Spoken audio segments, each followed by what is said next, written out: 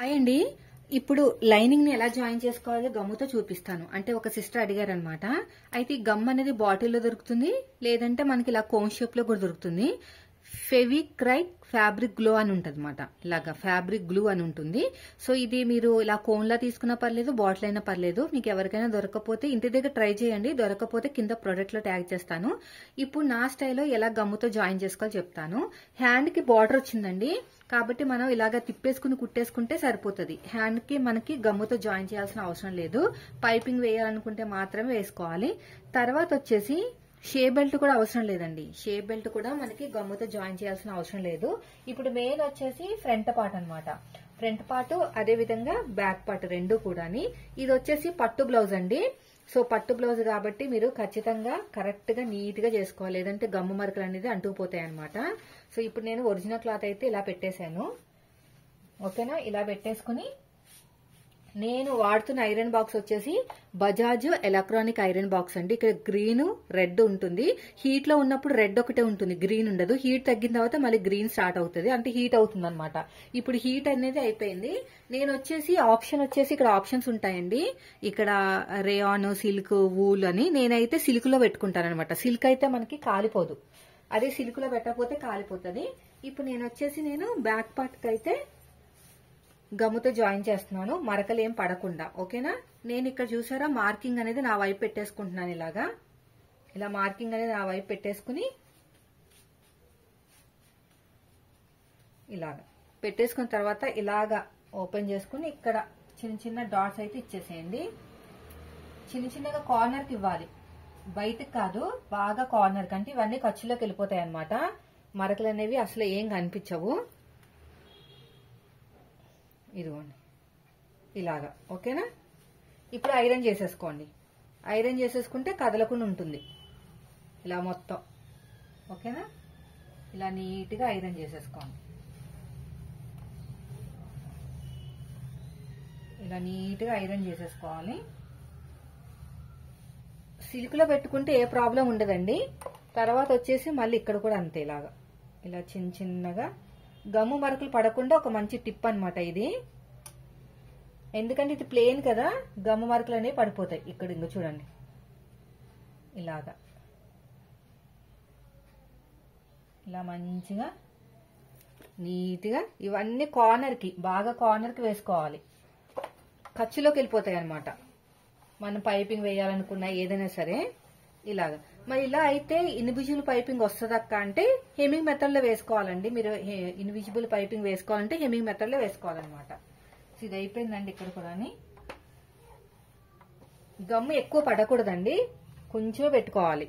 ఎక్కువ పెడితే కూడా మనకి గమ్ము మరకలు అనేది వచ్చేస్తాయి. ఇంకోండి ఇక్కడ చిన్న చిన్నగా పెట్టేసుకోండి ఇలాగా. ఇక్కడ కూడా అంతే, ఇలా మొత్తం కూడా ఇలా నీట్గా చూడండి.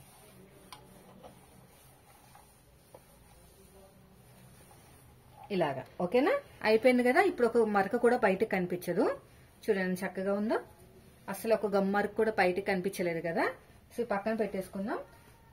తర్వాత వచ్చేసి front part. Same front part కూడా అంతే. ఉక్స్ పట్టి వైపుకి వెళ్ళేది ఇలా కరెక్ట్ గా పెట్టేసుకోండి.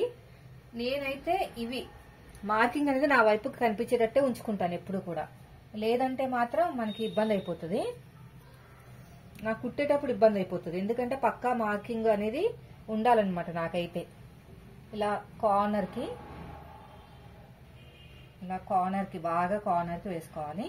పెట్టేటప్పుడు కొంచెం జాగ్రత్తగా పెట్టండి. మళ్ళీ ఒకసారి పెట్టేసి ఒకసారి వదిలేస్తే మాత్రం మరకలు అనేవి క్లియర్ గా కనిపిస్తాయి.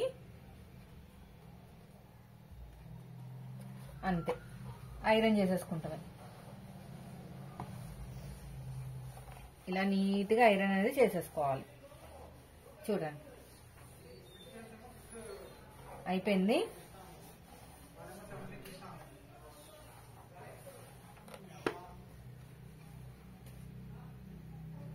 తర్వాత ఇంకోటి కూడా అంతే.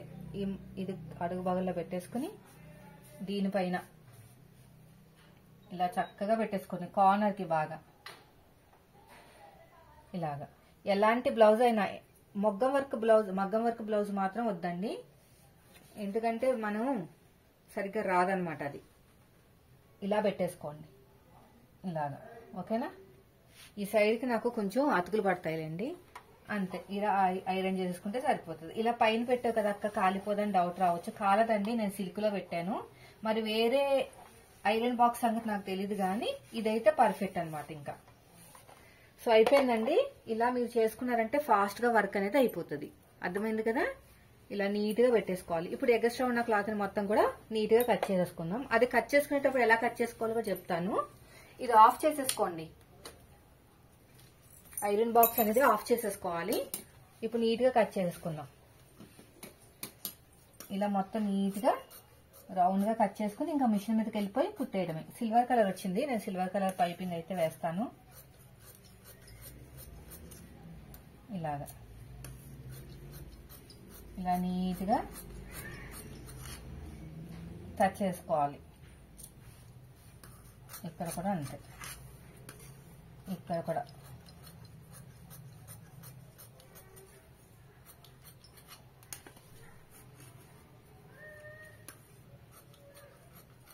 అయిపోయింది.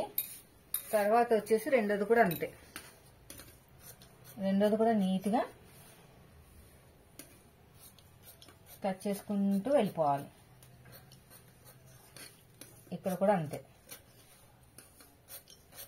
ఇలాగా.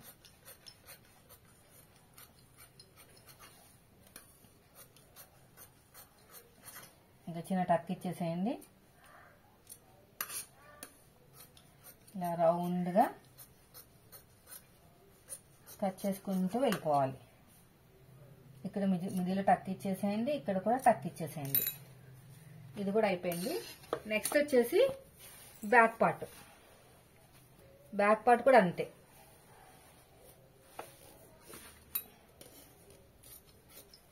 ఇలా నీట్గా కట్ చేసుకుంటూ వెళ్ళిపోవాలి.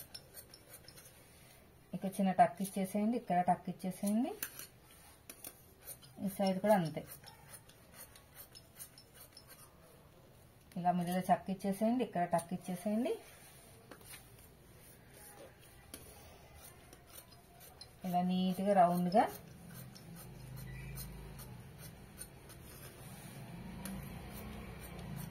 కటింగ్ చేసుకుంటూ వెళ్ళిపోవాలి. ఇక్కడ కూడా అంతే, ఇలాగా నీట్గా రౌండ్గా.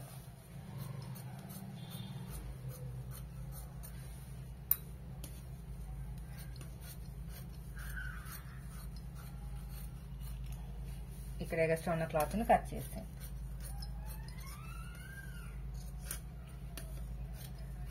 ఇలా మొత్తం కూడా రౌండ్. అంతేనండి. ఇప్పుడు సగం బ్లౌజ్ అయిపోయినట్టే మనకి. ఇంకా డైరెక్ట్ గా మిషన్ మీదకి వెళ్ళి కుట్టేసుకున్నామంటే చాలా ఈజీగా అయితే అయిపోతుంది. ఓకేనా? వీడియో నచ్చితే లైక్ చేయండి. Thank you for watching.